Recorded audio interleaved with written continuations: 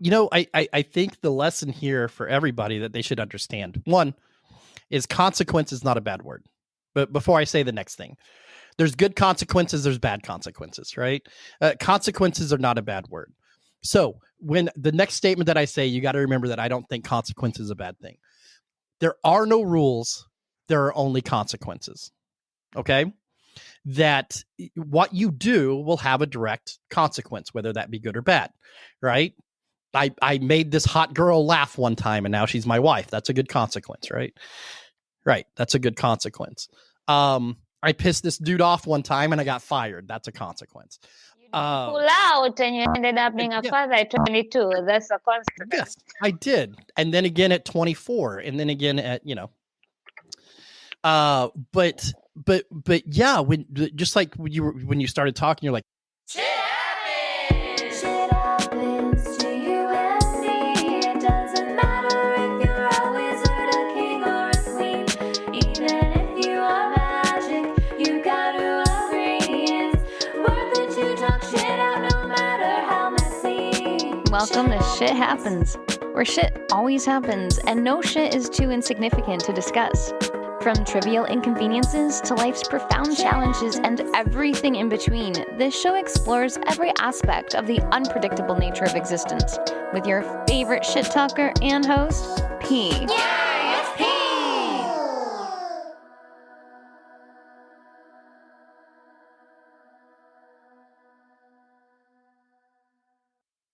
Hey, shit talkers. Welcome back to another session of Shit Happens, sponsored by Talk Shit with P.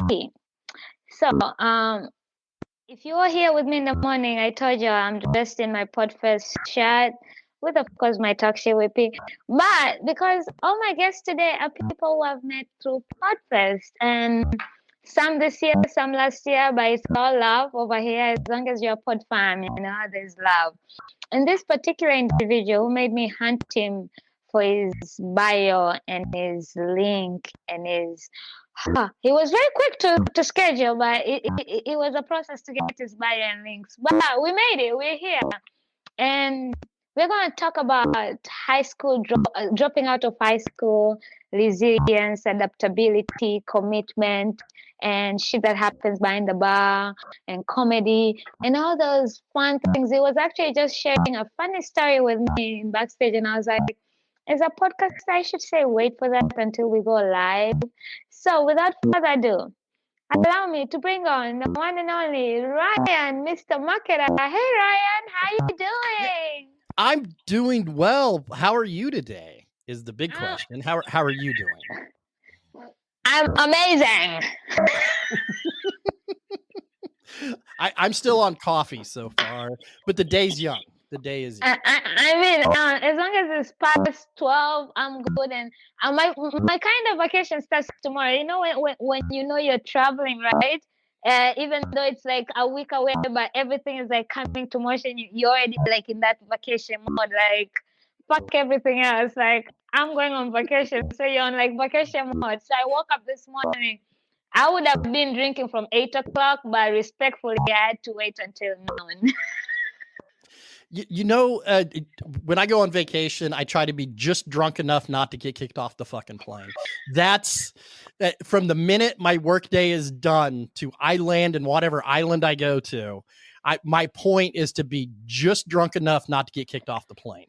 Like within a drink of that is where. Wait, have you ever been kicked out of a plane, or that's just a fear you have of getting kicked out of a plane? I mean, you've met me, so it's a fear sober, let alone drunk. Okay, so yes. The last time I went to Puerto Rico and it was my honeymoon actually last year, and we were drunk from the wedding until we boarded the plane to come home, and it was. I mean, that shows how much of a fucking incredible wedding it was and a honeymoon. It really was. Like, my best friend owns a brewery, and that's where we got married. and I had 2 different beers. My wife has celiac, so I had mead brewed for her, and I had beer brewed for me, like special. It was called Ryan's wedding day and Sarah's wedding day. Had it brewed specially for that day, and then we got to take what was left over home with us, and then had to sober up just enough to drive the 2 hours to the airport, and then we kicked back off. So. Can we reverse to when we met and when your wedding was, so I can be invited to your wedding? Because this was a wedding I needed to be at. Like, as long as there's a brewery in there, I'm a beer lover, and I think you need to connect me with this best friend of yours who has a brewery, because I can be a best friend as well. I'll be like, you know what? I think you need to replace Ryan with a better best friend. Somebody who doesn't have hair, because fuck hair. Well, he doesn't either, so you guys would get along just fine. I know. Look at that. It was meant to be. Yes.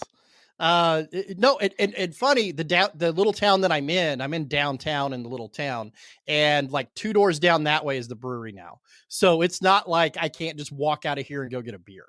So okay, we are visiting Ryan. Ryan, where do you stay? It's this little town called Lebanon, Missouri. So. Oh, you're in Missouri? Okay, fuck no, we're not visiting you.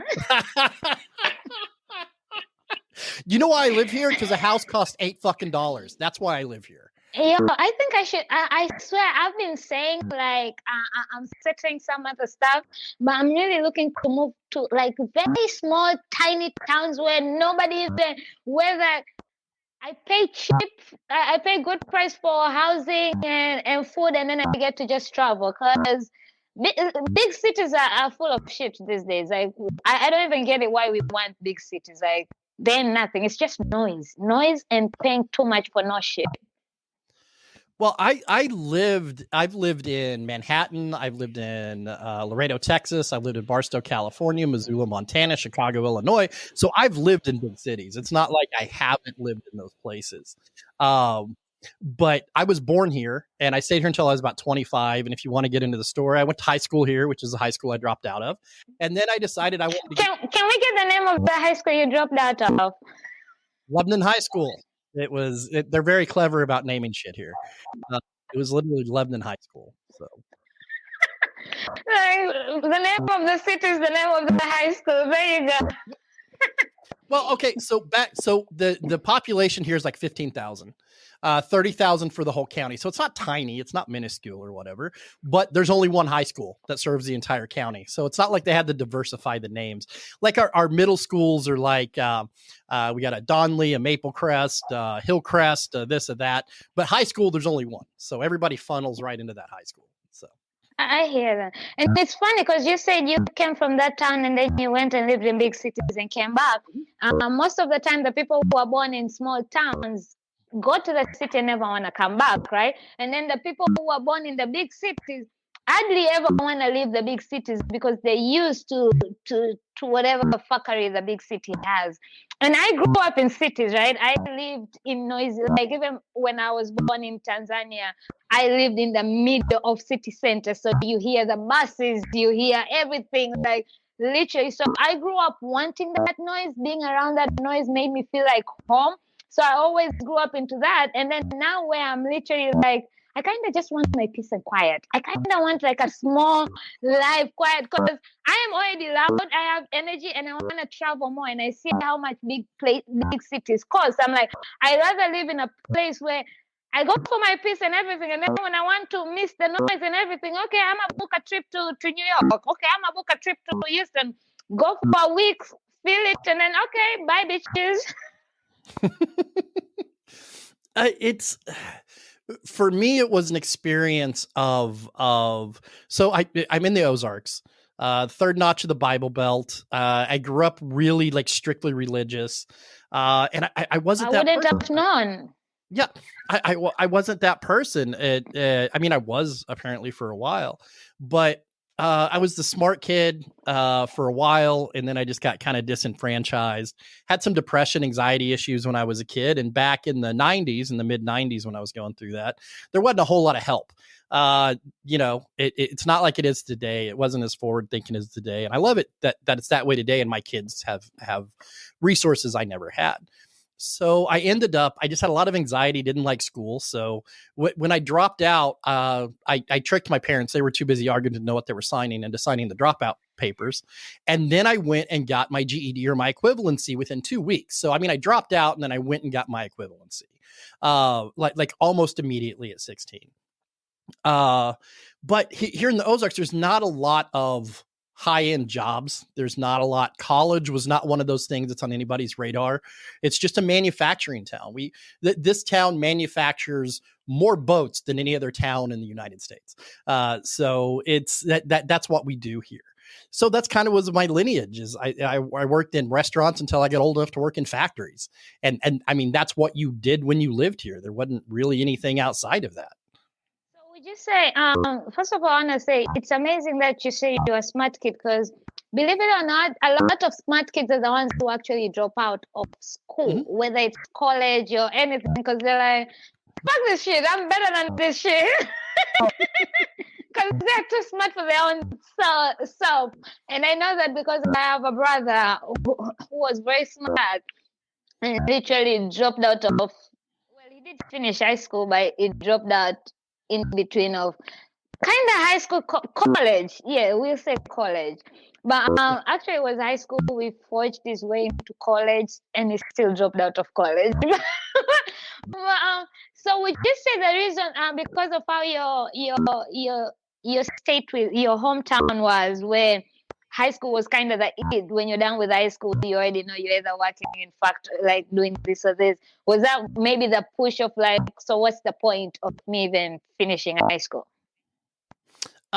Yeah, because I mean, really, because the litmus around here was don't get pregnant or get somebody pregnant by the time you're 20 and you're already like in the top 5%. And then, and this is back then, the place is so much better now. I'm just talking, I'm 40. So wait, out of curiosity, did you survive your 20s without getting anybody pregnant? Yes. As far as I know. Yes. I was not the desirable piece of masculinity I was when I was 16. Trust me. I barely touched myself back then. So it wasn't like I had a lot of options. But no, I had my first kid when I was 22 years old. So that you crossed the 20 limit. I was like, now whatever I get, we're going, huh? That's right. Apparently at 22, I just stopped having any sort of pullout game. So that's when I gave that up. Folks, now you know why I got to hang out with my podcast, because but yeah, I mean, and when you get into factory work too, kind of the next step in my journey is this factory paid $12 an hour. So if you got mad, pissed off, pointed out on attendance, you just went to this factory over here that paid $12 an hour, and you just fucked off until you got fired from there and went back to the first one. And you kept going, and you just made this loop because there was only so many people they could hire. So you got like several chances at these. But what ended up happening is I wanted to make more money. But I didn't, I went to college for a semester and I majored in bong making and skipping classes. So that didn't work. It's just not a for thing. a second there, I was like, wait, there's actually a bong making class? Like, for a second there, you got me. Like... Not one that gets you anywhere. No. So I mean, it does get you somewhere, but right? Where is the point? All right. I'll tell you where it gets you. I was a truck driver for 5 years. That's where it gets you. So it, and I entered into truck driving. My dad was an engineer at this metalwork company that got moved to Mexico. That's just the time in America those things were happening. And he had sat at this desk and been an engineer for years. So he decides to go drive a truck for the rest of his career. Now he's already in his 50s, I think, at this time. So he's just wanting to finish out his pensions and retirements and stuff. And he's like, man, I'm making a bunch of money. You should come try this. So I did. And pays a lot. It does, it's but it's a rough money life. compared to retail and all these other like restaurants. Yeah. And when you look at the choices, right, you're like, fuck it, let me be on the road. Right. I went from making $22,000 a year, $23,000 a year to the factory to about $60,000 a year driving a truck. But I also started burning through marriages too, which cost me a lot of fucking money. But wait, when you say marriages, how many are we talking about? 3. So I was. So is this your fourth marriage? No, this is my 3rd. So, Okay. but I burnt the first one and the second one. So no. Anyway, so but no, but as a truck driver, I also had a dream my entire life to be a comedian. Wanted to get on stage, wanted to be a comedian. I tell people I went to the church of George Carlin. That's what I think now. That's how I think. That's how I live my life. Like, that man is my idol. That's how I live my life. If you ever need a question about an answer about Ryan, it would be, what would George Carlin do? And that would be the answer to it. So while I was out on the road, I started picking up stand-up gigs, start finding out places to do, start doing all this. So as I'm driving and I'm hating life or whatever, I end up at about 5 years after I started driving a truck. I hated it. It was a horrible job. Just didn't fit me. God bless you truck drivers out there, you smelly, unwashed asses, and all of you. But, so when I came back home, this is the first time I came back, right? I came back home. I started moving.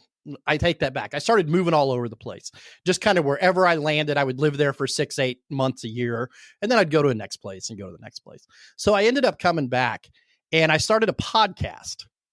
At this time, I'm about 30 years old, and I started a podcast, and it didn't go well. And I started another podcast, and it didn't go well either. What was that? Huh? What year was that when you started your first podcast? The one that didn't go well. Before your second, that didn't go well. It would have been about 16 years ago. So math. 2008. So you've been in the game for a minute. Whether you quit and whatever, but you've been like, Yeah. Well, one of the things I always wanted to do as well was radio. And so podcasting, because I didn't have the qualifications to be in radio, was kind of like the Kmart version of radio at the time. So it was all I was qualified to do. So that's what I did. And it's also kind of your interview to radio, right? When you interview for radios and you're like, I have a podcast, listen to my shit so you can know how I can handle myself on the mic. Right. But back then, the radio didn't think podcasts were they hated them. Back then. Yeah, because you were just radio wannabes. Yeah, right. So I'm still doing stand-up and I'm still doing whatever, but then I start a podcast and it actually takes off. This is about 2010 era. I start doing it and it starts taking off. And so this is where I found out that I was good at marketing. This is my transition from comedian podcaster into marketing genius that I became. Not that I was a marketing genius. That's I'm just being funny. But I mean, you are whatever fucking thing you want to be, baby. So you are a fucking marketing genius. That's what we're going to go with. So, but the podcast was a comedy podcast, and it was off the rails because I'm a horrible comedian. I'm a horrible person. I don't think anything is off limits. I'll joke about anything. Don't give a shit. Horrible people make good comedians because you're fucking horrible. Because it's cheaper than fucking therapy. That's what it is. Okay. I can get up there and talk about my lack of dick working, my stupid parents, my divorce, my ex-wife, your pull-out game, dog, my bad pull-out game. And you know what? People pay me to do it instead of me being judged by some college graduate across the room. Right. So that's what made me fall in love with stand-up. But I start doing this podcast and it starts taking off, and it's this comedy podcast. And at this time, Facebook has groups and all this. So it's starting to become a little popular. And I realized that there was a lot of well-endowed women that liked my podcast. Right. And I thought of this marketing plan that I went and got my podcast show printed on white tank tops, and I would send them to these girls for free, as long as they would send pictures back. Right. And they were not wearing bras on this picture, was they? No, they were not. No, I never put things in there that says, hey. You sure you didn't put P.S. do not wear a bra when wearing this? I would send them t-shirts and say, hey, if you'll put this t-shirt on, right? If you'll put this t-shirt on, take me a couple pictures, you can have the t-shirt for free. I never said how they had to be taken. Right. But, here you're saying, sorry to cut you off, but here you're saying you are no marketing genius, guru, whatever, but that is a marketing genius guru thing Right. to do, right? Right. You saw your opening and you fucking went with it. Right. And I mean, whether we want to agree or not, sex fucking sells. Oh, It is the 1,000%. reality. 1,000%. But then I would take their pictures, Photoshop backgrounds out, put my logo here, put them here on either side. And that became my advertising campaign. And all of a sudden I had 50, 60,000 followers. I had these giant Facebook groups. I was selling merchandise. I was getting advertising. And then it was less about the podcast. I stopped preparing for the damn podcast and I started just selling shit, right? I just started selling shit, marketing the podcast, building websites for the podcast. And this is back in the day when it wasn't as easy as it is now, right?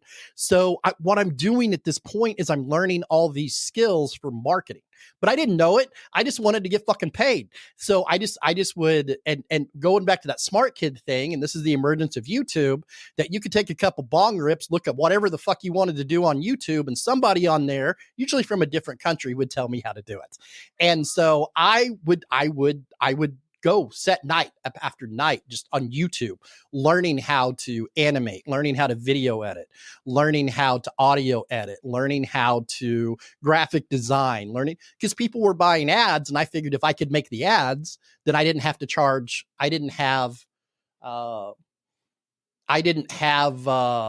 Did you go away? All right.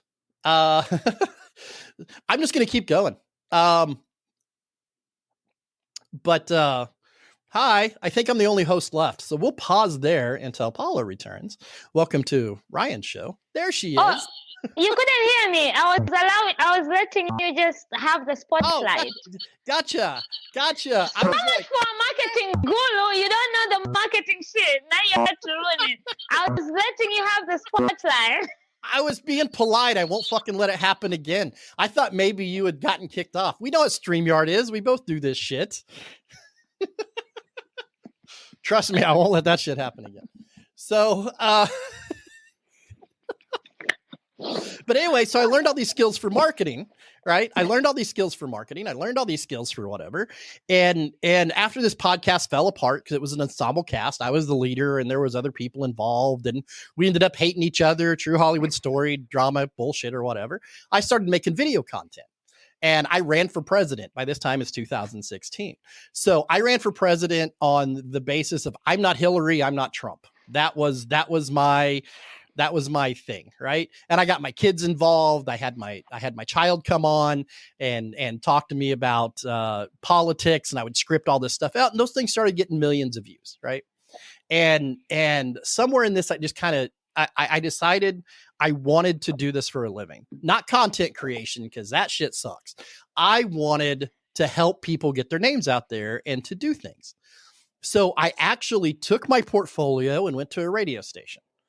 Now that I've had all this done, and I took it and they hired me on the spot, and that began my radio career. Now, while I was in radio career, I was doing request shows and I was doing all of the dirty radio things that you have to do when you get started. And just side note, I love telling this story because everybody gets so mad at it. I was working in radio about the time Prince died. Okay. I am not a giant Prince fan. Okay? Me neither. So we can both get. Yeah. I'm not. We can both get cancelled. I think the only song I know is purple, and because it's purple, like it's my favorite color. It's my. But even when he died, it was like, okay, Prince is dead. Cool. We're all dying. Well, that's kind of what happened because I'm doing this request show, and like every 5 minutes, it was like, "Hey, here's Purple Rain. Can we hear Purple Rain? Can we hear When Doves Cry? Can we hear this? Can we hear that?" So I'm like, Jesus Christ, I fucking hate Prince, right? So one time I just fed up with it. I'm like, "Hey, here's Purple Rain for the fourth time this week from the artist formerly known as Alive, Prince." And holy shit, did I get some hate for that? You're gonna get hate. Prince is God to some of these people, right? It's like, what do you mean? Right. But then I eventually get fired from that radio station because I was a dickhead. And so And yeah, for real, he is a dickhead, and I think that's why I like him because he Yeah. owns his shit. Like, you know, Oh yeah. I like dickheads who own their shit. I like assholes who own their shit. Like, Look. I'm an asshole, take it or leave it, but this is who I am. Look, 15 years ago when this story started, right? I was a hot fucking mess that needed therapy like a fucking dog needs a bone, man. And at this point in my life, I have bought my therapist at least 2 vacation houses and a fucking pool. Okay, which all it's done is it's made me this much better. But what I've done with fucking this much better is fucking amazing.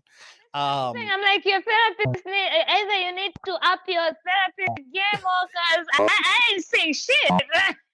Right. Can I be your therapist if your therapists are getting vacation homes and this is the result there is, I can also be your therapist. Come on, Ryan. Well, I mean, it's 10 Tuesday years at of 9 therapy, a.m. so yeah. It's 10 years of therapy, so I don't rage quit out of everything I fucking do now. But then it kind of goes on and I end up getting hired by a marketing company and then it explodes. And then I spend 8 years and I'm in an Inc. 5000 marketing company and I raised to the level of director of marketing. Like, so I'm literally like this is what I do for a living. And no, it's become this thing that is my life now. It's how I identify. I can podcast all day long. You've seen me. I got back on stage and did some comedy. I do podcasts. I do this. But marketing is the thing that makes me feel warm and fuzzy and makes me whole at the end of the day is when I do that. So I love that. And your story really shows that because I think we hold education in such a high standard where, okay, you have a PhD, okay, you have a master's, but there's more to it than just having a fucking certificate. And I have a master's, and I'm saying this. Like, I even told my dad, I was like, I went to school back and forth, like constantly finishing this and starting this, but I am not street smart. I need to be on the street as well and get that. So there's so much education that can take you. And even in the door, you can go with your degree, but do you have those connections? Do you know how to talk to people? Can you hustle in the streets? If I literally drop you here and tell you, sell me this shit, can you do it? And you have proven that, like, even if you don't have the certificates or you can't afford to go to school or you decided to quit school, drop out, whatever your reasons are or why you don't have the certificate, you can still do it as long as you push yourself, right? Resilience, adaptation, commitment, you were all that. You literally were like, I want more money. And that's a good push. Like, I know I don't want to be broke. I know I want to live a full-ass life. I want money. So I'm going to do whatever it takes to get me money in the right way, but also learn the skills that are needed. And that's why I even tell people, like, it doesn't matter what job you do, right? It's what you learn from those jobs that you do. I've worked retail and I look at people and people always wonder, like, yo, this is just a fucking retail job, right? Why are you paying so much attention? And I'm like, there's this thing about being very valuable. And then you can also learn that the things you're learning here doesn't mean have to necessarily be for here. They can take you in different directions and different places, right? So whenever even I do retail, whether it's restaurant, whether it's shout out to Home Goods, I work for Home Goods in a minute there. I like to learn everything, and I sit there and I'm like, yo, I'm gonna have my own company, and this is not what I'm gonna do like how they're doing it. This is what I'm gonna do, and some of the things I've taken is things that I'm like, yo, I'm actually gonna steal this method and use it to keep on furthering me and keep on pushing me. you know, I think the lesson here for everybody that they should understand, one, is consequence is not a bad word. But before I say the next thing, there's good consequences, there's bad consequences, right? Consequences are not a bad word. So when the next statement that I say, you got to remember that I don't think consequence is a bad thing. There are no rules. There are only consequences. Okay? That what you do will have a direct consequence, whether that be good or bad, right? I made this hot girl laugh one time and now she's my wife. That's a good consequence, right? Right. That's a good consequence. I pissed this dude off one time and I got fired. That's a consequence. You pull out and you ended up being a father at 22. That's a consequence. Yes, I did. And then again at 24 and then again at, But yeah, when just like when you started talking, you're like, education's important, this is important, that's important. Look, if I'd have stuck to the rules, if I was stuck to the rules that people gave me, I wouldn't be where I was at. I looked at the consequence of what was coming up. What is the consequence of me doing this action?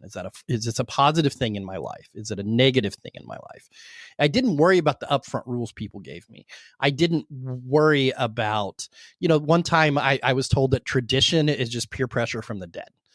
And it's kind of the same thing about rules, about what they tell you. And I mean, we have certain rules that we need to abide by. Don't murder, cheat, steal, kill, all that good shit, right? But when you're in a business or you're at a crossroads in life and you're like, should I do this?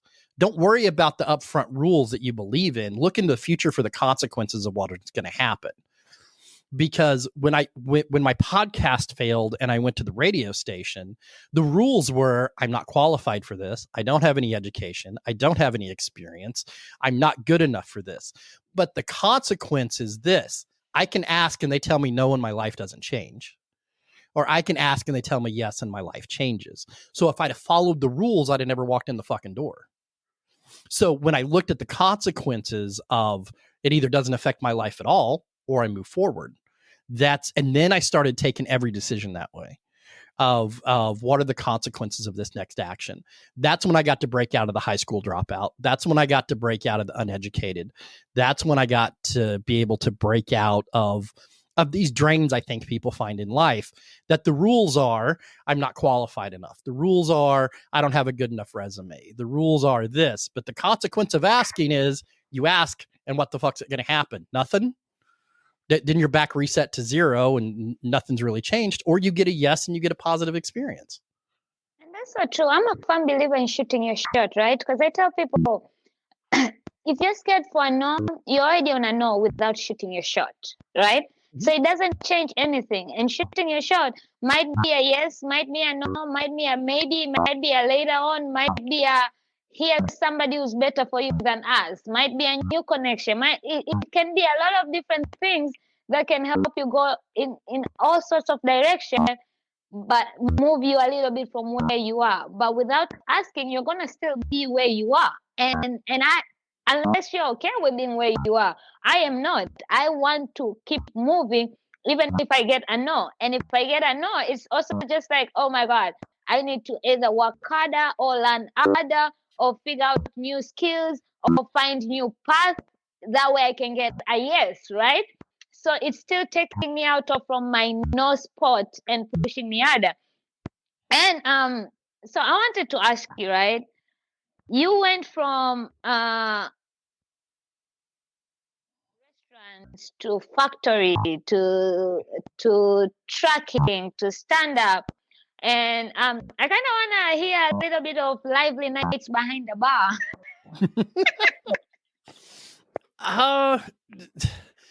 There were a lot. When you say lovely nights behind the bar, did you mean you walked behind the bar like a bartender, or did you spend so much time at bars? Because that can go either way. Pick one. I mean, being behind the bar still means you're spending so much time at the bar, but are you in front or behind?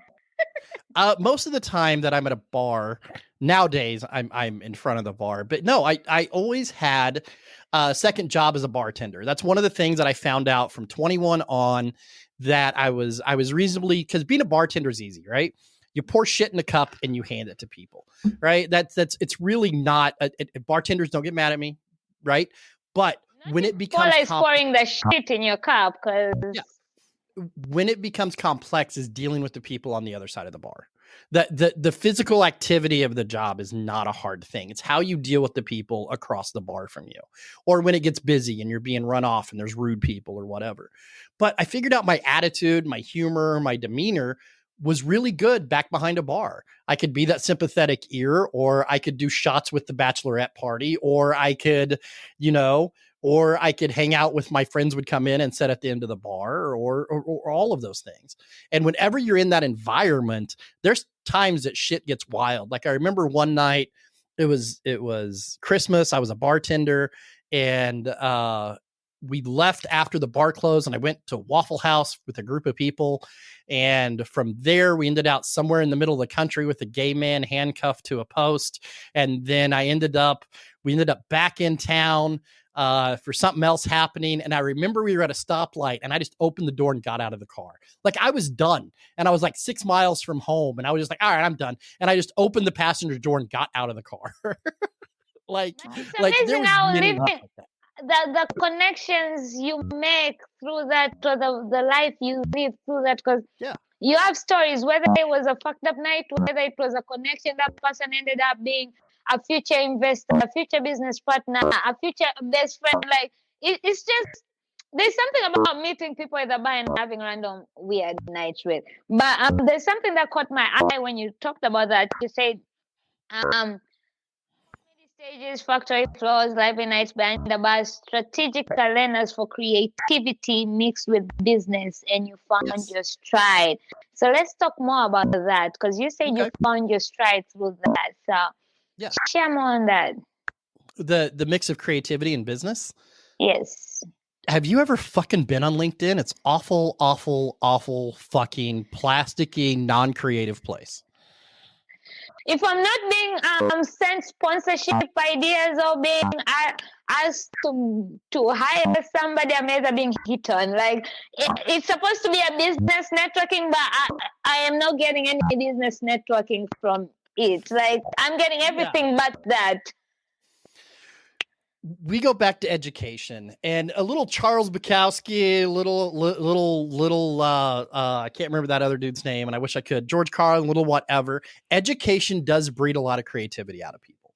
That is just something that I've seen time and time again. So when you get into hard set business, what you're finding is very educated, very smart people, but not very creative people, because creative people get bored.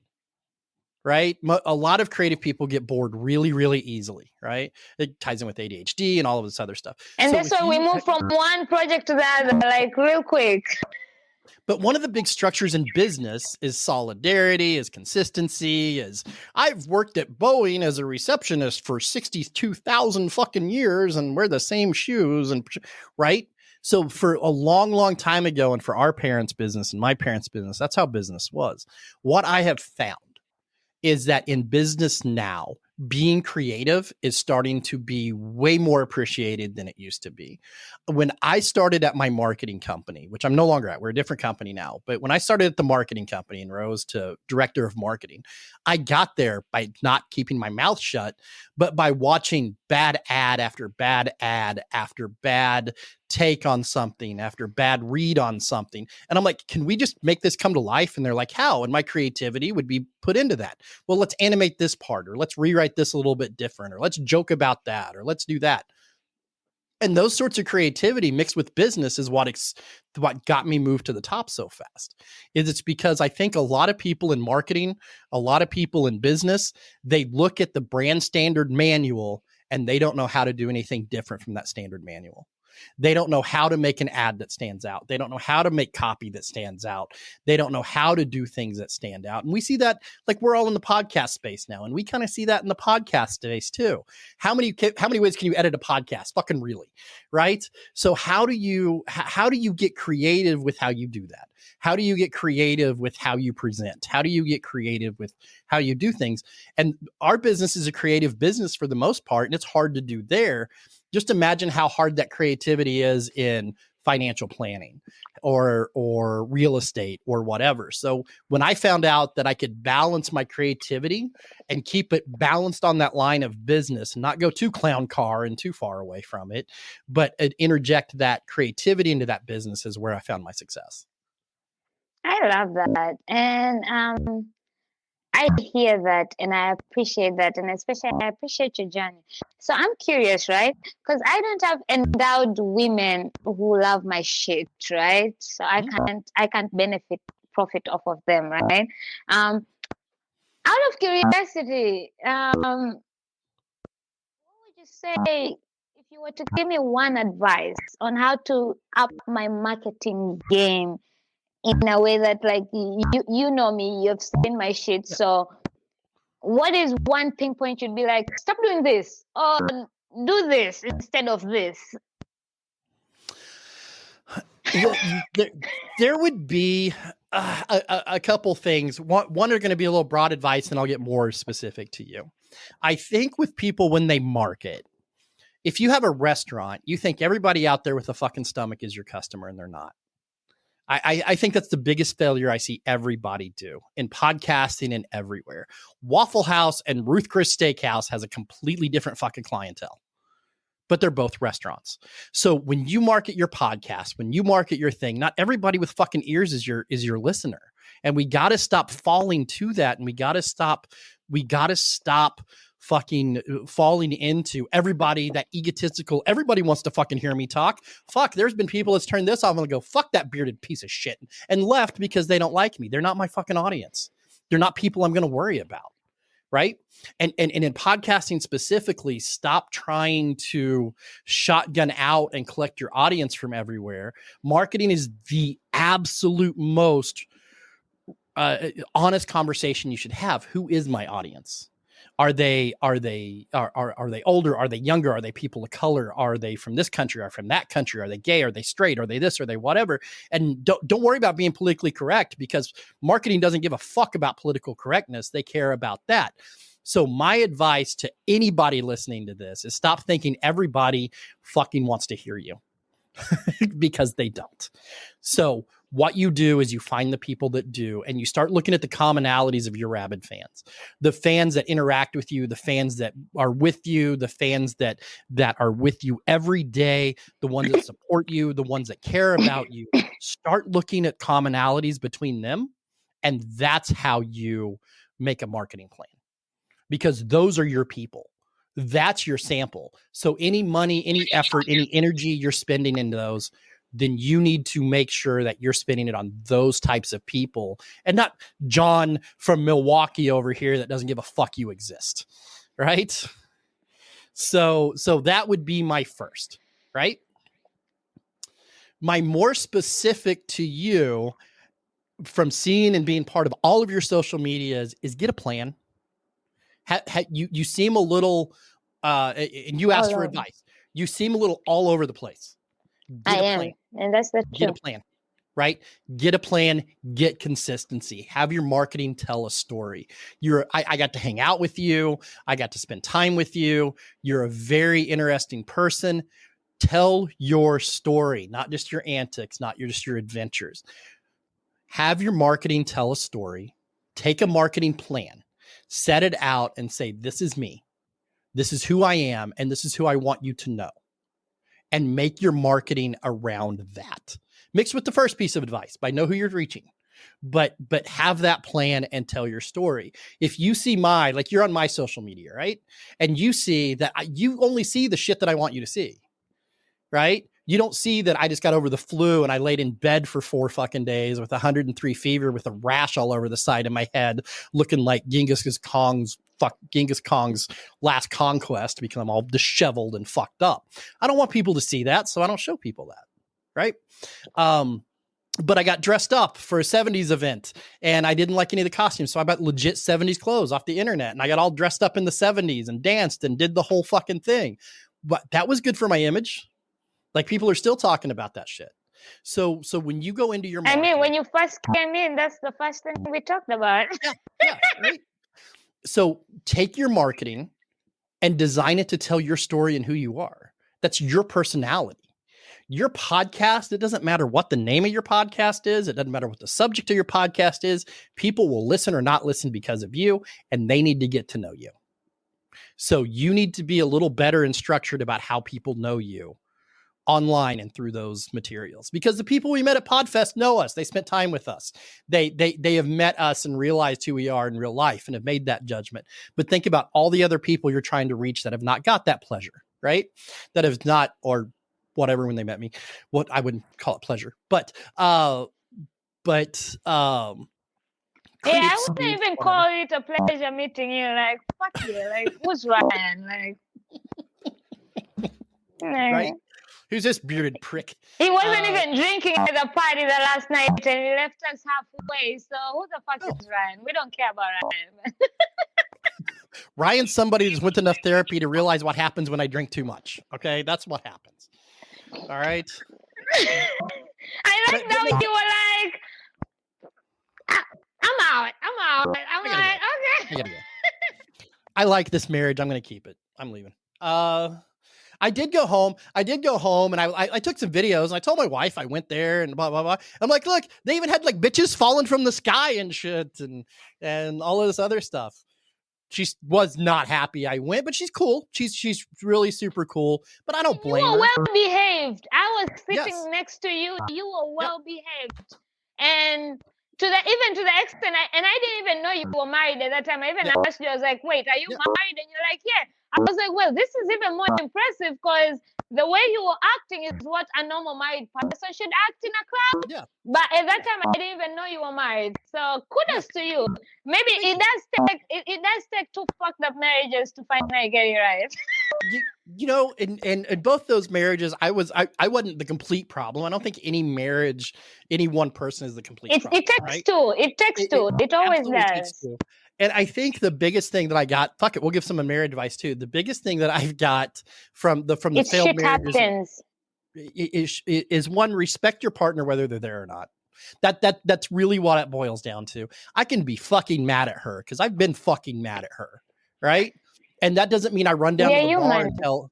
I don't run down to the bar and tell the bar whore I'm mad at my wife, right? I don't call my ex-girlfriend and tell them I'm mad at my wife. I don't go out and project that, or I don't do this childish thing where I'm going out and get even because she pissed me off. It's you make that commitment that you respect your partner whether you're there or not, because you know what? You know why? Because I was that guy. I was that guy that went out and did all that bullshit stuff, that did all that. And you know what? Looking back, I wish I could go back and beat the shit out of me and just be a better person. But you're just, I'm a future version of that person. But I'm glad you don't get to go back and be that person because you learned from that person. You were that person, you lived it, and now you're like, I'm gonna be better than the person I was because I've already been that person and I didn't like it. And it's so true what you say there because I had an ex-boyfriend and that's when I learned about like, yo, I need to do better at this because I used to be the person who if I'm mad, I'm coming to social media and shouting, fuck this nigga, I'm mad, like whatever. But then people feed into that and that's when people also try, oh, she's now mad. I can get into her. I can, and that's where it creates more problems. But I had this ex-boyfriend who would be like, even if we're fighting and we're mad at each other and we are out, even though we didn't know we were gonna meet each other at that place we're going, because you know when you're mad you don't tell each other. We weren't living with each other, right? So you're not talking, calling, or texting, telling where you're gonna be. But if we met each other at a club or something, he would literally pretend like we were not fighting. Not pretend, but he would still care for me like we were not fighting, making sure I'm good. Even if we were not, if we were in the club and different tables, he'll make sure like that, how he normally does, order me drinks, make sure I'm good, make sure I get home safe. He'll even text, are you home? Or even if we are hanging out with friends, even one time my friends were like, but I thought you said you guys are fighting. I'm like, and this was the first time when it happened. I'm like, I thought we were fighting too. And then later when I got home and he made sure I was home, then he goes, okay, fight back on. I'm still mad at you. And I'm like, oh, it's like you don't have to give the outside people what they're craving for because people are craving for that. People don't need to know all that. Look, I watch 90 Day Fiancé. That's like my guilty pleasure show because I love to watch those fucking morons fight. Right? I love to watch them scream and yell at each other. And plus you got variations, 90 Day the other way, after the 90 days, whatever. I fucking love watching that drama. But you know what? It's the same reason why I watch 600 Pound Life, right? Is because I don't feel so bad when I'm sitting there eating a tub of ice cream, or when I watch Hoarders because it doesn't make me as motivated to go clean my fucking house, right? But when I watch 90 Day Fiance, I'm like, my relationship ain't that fucking bad. I would never do this, right? I would never fucking do this. And it's funny you say that because I also watch trash TV like Love is Blind, Married at First Sight, and Real Housewives and everything, only because I look at them and I'm like, they're older than me and I'll never act like that. And I realize, my problems ain't even that much because this is a grown-ass motherfucking people doing all this bullshit shit.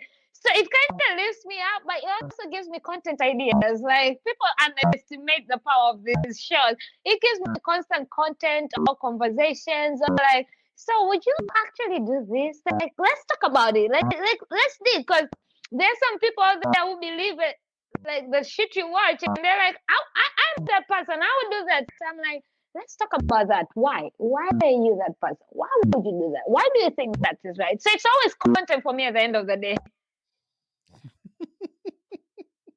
But before we end, because and Ryan, I mean, I knew we were gonna have fun, but I wasn't expecting this much fun.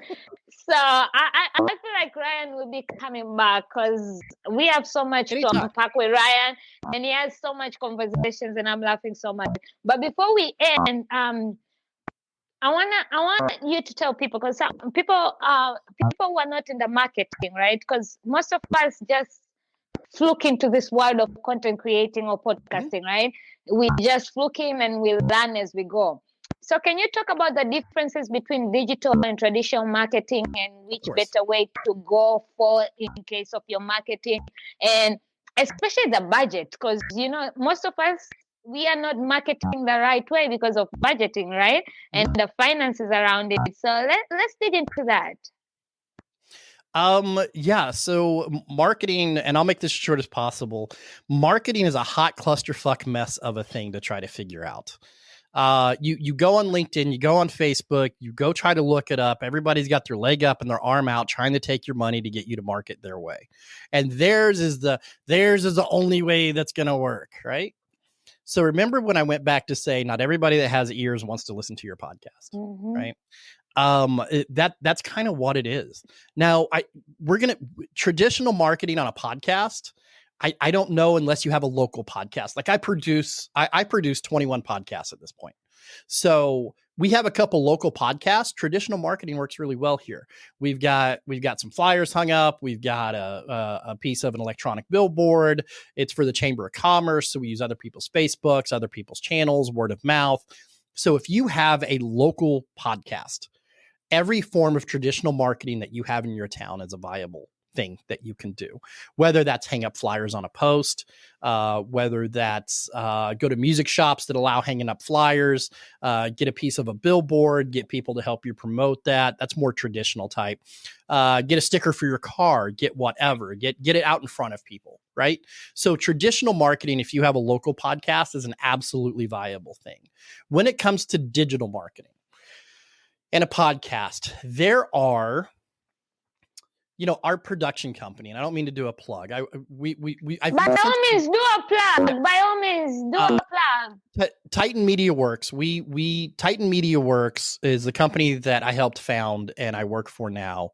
And we produce podcasts and we do everything except the marketing. And I'll tell you why. Because podcast marketing is a tricky son of a bitch. Because it and that seems to be everybody's crux. How do I get more likes? How do I get more views? How do I get more whatever?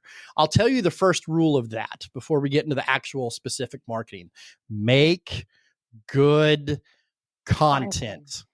End of story, end of stop, end of whatever. And I have two things that I want to tell everybody when you're making content you need to remember. One, when we copyright, back at the Inc. 5000, when we copyright, and that means we write blogs, we write whatever, you do not write over a 10th grade level. Okay? It's better to keep it about 9th grade level, right? So remember that when you're making content, you should try to structure anything you're wanting to try, say, or do within a 10th to 12th grade reading level. Why? And I'll tell you why. Okay. And I'll tell you why. And this is a comedy quote. And I mentioned the guy, George Carlin, more than I should have, but here's a comedy quote, but it'll impart upon you why you do that. Think about how dumb the average guy walking down the street is. Now, remember, 50% of people on earth are dumber than that guy.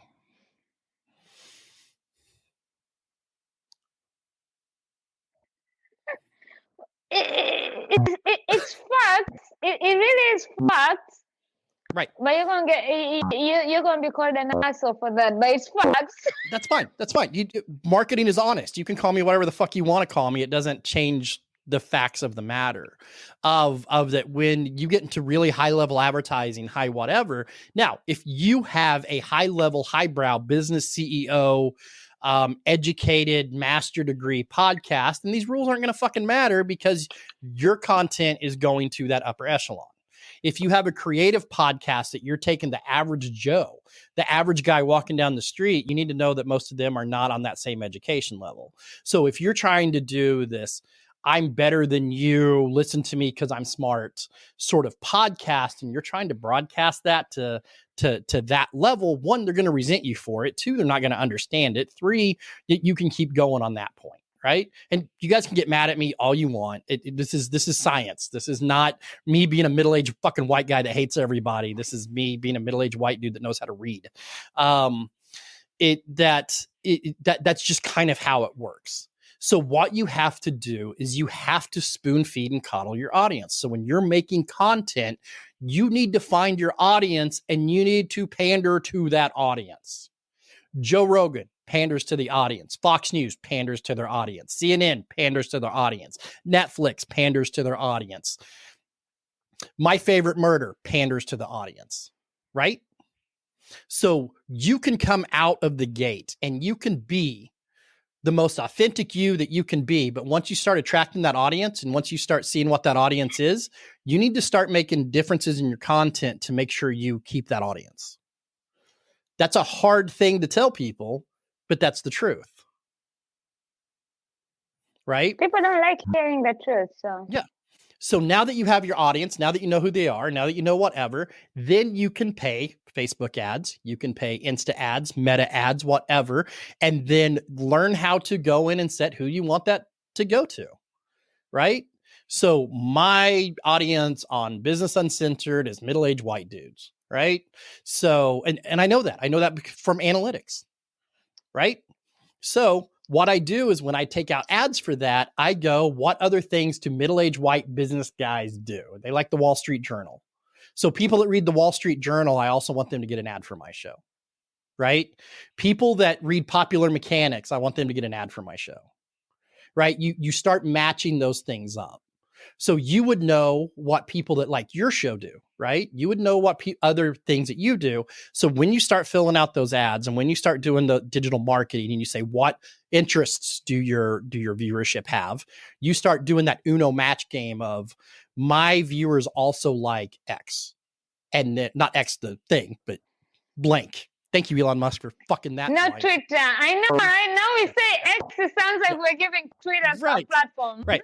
But my other viewers like this. So then you can take $50 into a meta ad and be way more effective. What your problem with meta ads is you're throwing $50 and saying, here, Mark Zuckerberg, pick the category where you want to put this. And they're like, nah, we'll just keep taking your money. So what you have to do is learn how to identify your audience, learn how to narrow down your audience, and every digital marketing avenue has a way for you to go input the metrics you know about your own audience. And that is how you get effective digital marketing on a podcast. I love that. And thank you so much. And for all those people who are wondering how much fun it is, you need to follow him on Facebook because his comedy side comes on his Facebook post. Like at one point, I had to be like, "Let me stop commenting," because I feel like I'm that stalker friend who's just commenting on every post because it's really. I like stalking. Well, Ryan, it was a pleasure having you, and I'm definitely gonna have you back. And before we go out, please let the people know where they can find you. Actually, I'm actually going to be reaching out to you later on during the week. So you gave me some good pointers on what, because I know I am all over the place, but I need help so we can kind of dive into that. But for all those who want to reach you, let them know where they can reach you, where they can find you. If you have anything amazing you're working on that you need support, so you need people to go check it out, let them know. And advice for those people who don't know how the fuck to market their show. Yeah, I love talking marketing. Get me to shut up's the trick. So if you have any questions whatsoever, you can just type my name in on Facebook. I'll come up. I'm the most popular Ryan Shear in the country. I'm not the only one, but I am the most popular Ryan Shear in the country. That's not saying a lot. There's like 6 of us. And most of them are young. I don't know.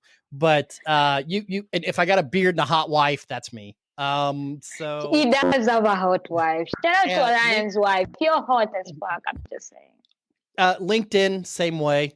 LinkedIn, same way. I think my Facebook is sheer.ryan, or my Instagram. Sorry, my Instagram is sheer.ryan.